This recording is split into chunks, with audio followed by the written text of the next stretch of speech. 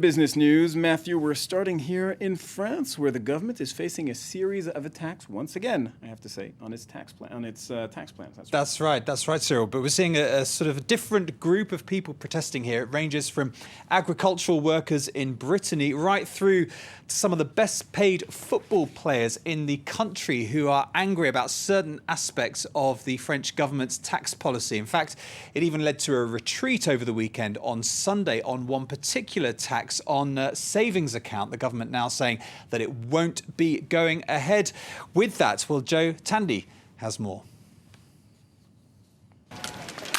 On the back foot, the French government's facing a fight back against its tax plans on three different fronts.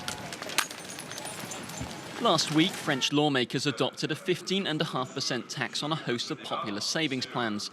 In some cases, the hike would have applied retroactively, hitting interest earnings dating back to 1997. Facing public uproar, on Sunday ministers backpedalled. Most saving plans will now be exempted, with only some life insurance programmes affected. Worries have been expressed and we have heard them. Which ones?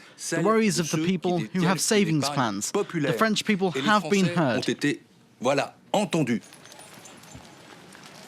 On Saturday in the western Brittany region, around 1,000 protesters clashed with police over new levies on heavy goods vehicles. The so-called eco-tax is designed to encourage environmentally friendly commercial travel, yet critics say the measure will hurt the farming and food sectors by increasing transport costs. Meanwhile, the 75% super tax on earnings over €1 million per year was one of François Hollande's campaign promises. The country's soccer teams are among those set to be hit. Many clubs have threatened to boycott matches at the end of the month unless the government backs down. How is it possible for the clubs to pay taxes when they have not any money left? And of course, we cannot accept. Since his election last May, François Hollande's government's pushed through more than 80 new taxes. The socialists aim to cut the public deficit to 4.1% by the end of the year.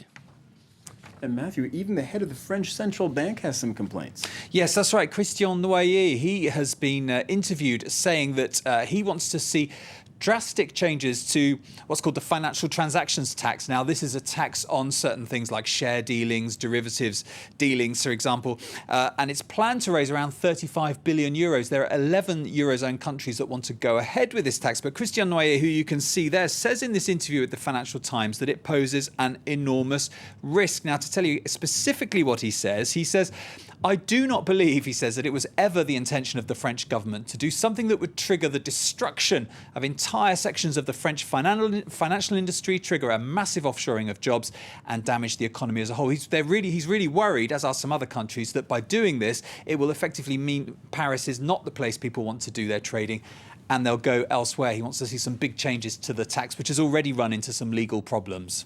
All right, let's get the news from the markets. How are they starting this week? Yeah, well, after seeing the major markets in China and Japan dropping last week, we've actually seen some recovery, in particular in Japan. The Nikkei index there up just over 2%. That's down to a weaker yen, which always helps exporters. But the others as well, the Shanghai Composite just about managing to make some gains. And let me just give you one other piece of company news as well. This is about the Dubai-based airline Emirates, very fast growing. And in fact, saying, or at least there's a strong suggestions that it is about to make an order with Boeing for about $30 billion worth of jets, 100 of these 777X jets.